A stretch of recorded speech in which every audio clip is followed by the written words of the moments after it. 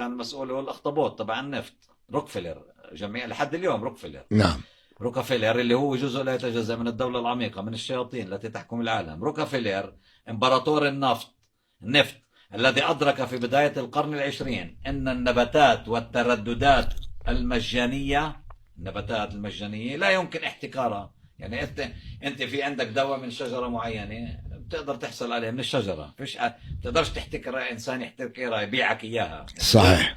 وبالتالي لا تدر أرباحا، فكان لابد من تحويل الطب إلى صناعة إيش؟ بتروكيماوية. حولوا الدواء من الأشياء الطبيعية النباتات وإلى آخره إلى صناعة بتروكيماوية من إيش؟ من النفط. اسمع، في عام 1910 صدر تقرير، روح ابحثوا كمان، كل ما أقوله ابحثوا عنه، أنا قارئ وباحث، أريدكم أن تفحصوني.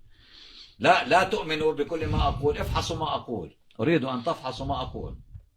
في عام 1910 صدر تقرير فليكسنر المشؤوم الذي بتمويل من مين؟ من روكفيلر وروتشيلد، وصف مدارس الطب الطبيعي والكهربائي بالدجل. ايش يعني؟ بدنا يقضوا على الطب الطبيعي، وصفوهم بالدجل. نعم. وأغلق أكثر من نصف الجامعات، وسحبوا التراخيص من الأطباء الحقيقيين. مين الأطباء الحقيقيين؟ اللي هن ايش؟ الأطباء الطبيعيين اللي بيمشوا حسب الطبيعة، حسب النباتات والأدوية النباتية الطبيعية.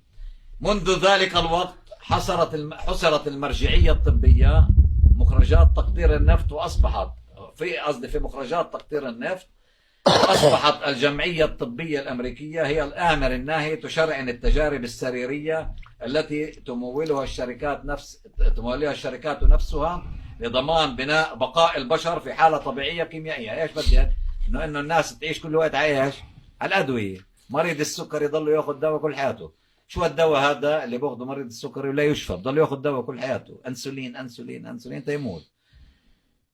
وتحويلهم لبنوك متحركة من ايش؟ مصاري. نعم. عشان يضل ياخذ الدواء ويدفع مصاري لبنوك متحركة تضخ الأرباح في جيوب الممولين الكبار. هذا هو التاريخ الأسود للطب الحديث. مجرد استعمار أطلق أنا عليه، مجرد استعمار بيولوجي مغلف برداء العلم. يعني إيش عملوا هاي هدول الحيتان روكفيلر وكذا؟ استعمار بيولوجي، سيطروا على الناس عن طريق البيولوجيا، عن طريق الأدوية المصنعة، مغلف برداء العلم. يعني هيك علمونا في المدارس، هيك الأطباء تعلموا في الجامعات. اسأل دكتور شو مركبات الدواء، بيعرف ايش بقول لك، هيك هذا المرض له هذا الدواء، اكثر من هيك بيعرف شو لك. مظبوط. نعم. اغلبيه الاطباء طبعا الا من رحم ربي. روكفيلر لم يكن طبيبا. روكفيلر طيب كان رجل اعمال باردا يرى العالم من خلال براميل النفط. فاهم؟ روكفيلر دافعه لدخول القطاع الطبي كان محض استراتيجية مالية مشان المصاري. أدرك أن البتروكيماويات، يعني المواد المصنعة، الأدوية التي تصنع من البتروكيماويات من النفط، هي المستقبل، وبراءات الاختراع عليها مطلقة، بينما الطبيعة حرة ومجانية. يعني زي ما قلت، واحد بده دواء من شجرة بروح وبجيبها، فيش حاجة تدفع مصاري، بلاش. نعم. ولكن إذا بدك تشتري الدواء المسؤول عنه روكفيلر بدك تدفع مصاري كل حياتك. فهن قضوا على كل الأدوية الطبيعية وحولوا الأدوية إلى بتروكيماوية من النفط مستخرجة سامة، من أجل أنك أنت تضلك تأخذها وتستهلكها وتدفع مصاري. أما الذي قيم الجامعات هو أبراهام فليكسنر. هذا اللي قلت لك التقرير تبع فليكسنر اللي قال أنه يجب تسكير كل الجامعات الطبيعية. ولم يكن طبيبا، بل كان تربويا منظرا، كان له اسم، كان له يعني يكتب. اختاره روكفيلر بعناية لتنفيذ مخطط الإطاحة بالطب الأصيل اللي هو الطب الطبيعي. وكتابة تقرير يقضي على المنافسين باسم العلم المزيف. هذا هو العمق التاريخي. تحالف المال مع الكذب الممنهج لسرقة وصيد البشر والسيطرة على أجساد البشر وعقولهم. لم يكن روكفيلر وحده، بل كان رأس حربة لمصالح كبرى. طبعا كان حواليه حيتان كثيرة. الممول الرئيسي لتقرير فليكسنر كانت مؤسسة كارنيجي فاونديشن، اللي هي بالتوافق مع مؤسسة روكفيلر نفسها. لقد شن روكفيلر إبادة حقيقية ضد فرسان الطب، مستخدما سلطته المالية ومؤسساته الطفيلية. يعني قضى مشان كل واحد بيطلع باسم الطب الطبيعي ضد شركات الأدوية وروكفيلر. شو بيعملوا فيه؟ قتلوه. ومن مين؟ ضياء العوضي. نعم. إليك أسماء الضحايا اللي كانوا ضحايا، هدول اللي كانوا يطببوا في الطبيعة، واللي قتلتهم مؤسسات روكفيلر الدولة العميقة: رويال رايف، جورج لاخوفسكي، فيكتور شاوبرجر، رينيه كوينتين، وضياء العوضي. هذا آخر واحد. أوكي. نعم. ليش؟ لأنه كان يحارب شركات الأدوية، كان يقول للناس تاخدوش أدوية، كل شيء بتقدر تحله عن طريق الأكل. هيك هذا هاي التيزة تبعته، هاي نعم.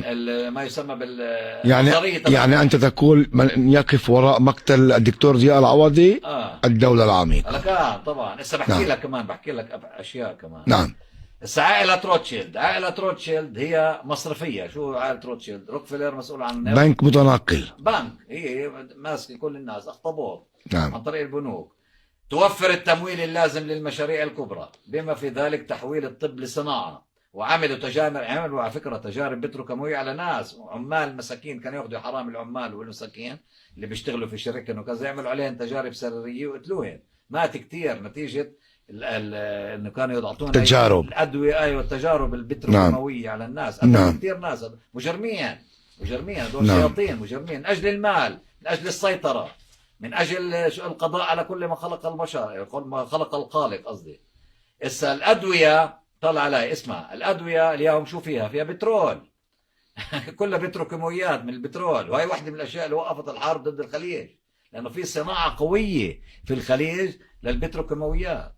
عشان هيك واحدة من أسباب توقف الحرب، إنه إيران بدها تقصف كانت كل الطاقة، مصادر الطاقة في الخليج.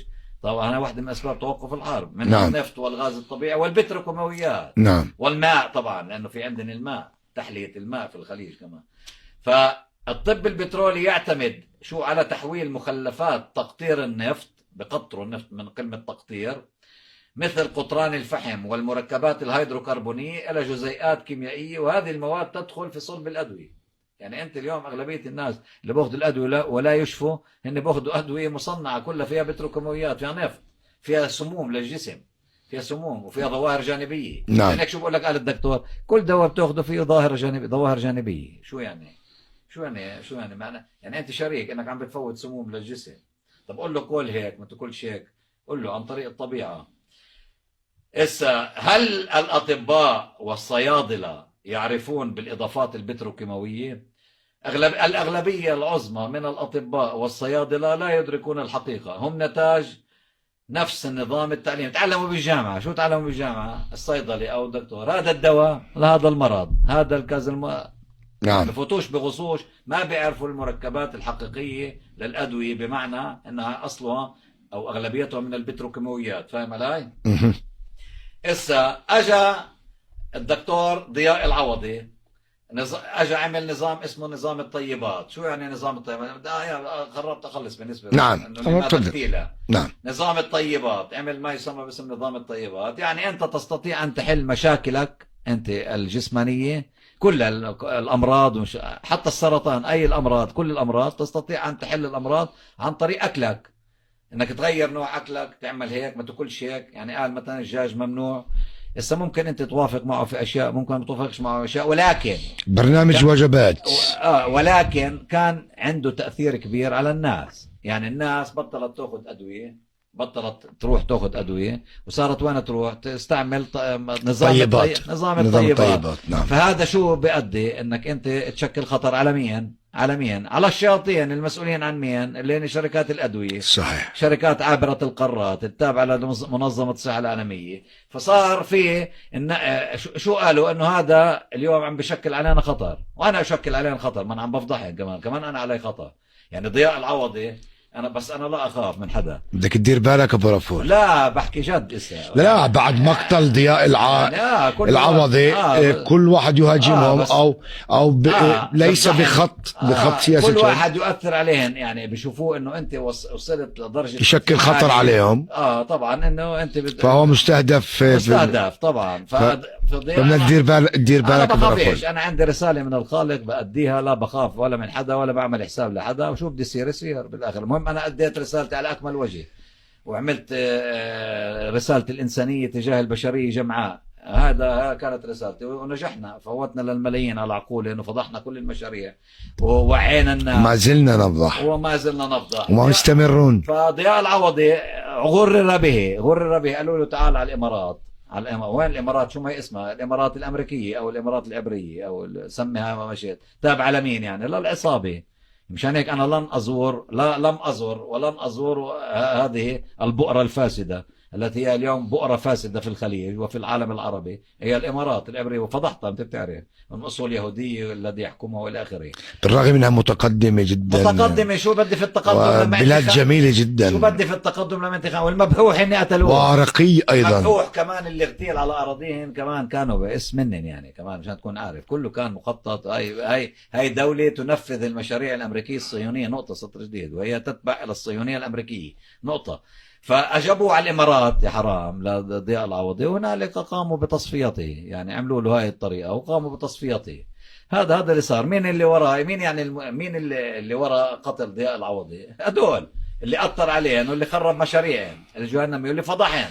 ولكن بدي أقول كلمة أبو الراغب، تفضل. كلمة مهمة. ضياء العوضي قد مات واغتيل نعم. اغتيل ومات، ولكن كلامه وفيديوهاته موجودة حتى اليوم وتصدح. مشان هيك يعني هاي جملة مهمة. قد تقتل الإنسان، قد يقتل الإنسان وقد يغتال الإنسان، ولكنكم لا تستطيعوا قتل كلمته التي انطلقت. يعني جريس بولس فيديوهاته موجودة، فيديوهاته موجودة، والوعي الذي قدمه للبشرية موجود. مهما فعلتم ومهما تفعلون لا تستطيعوا القضاء على الكلمة التي انتشرت، على الحقيقة التي انتشرت والتي أرسخت ورسخت في عقول الملايين من البشر. وهذا هو سر نجاحنا.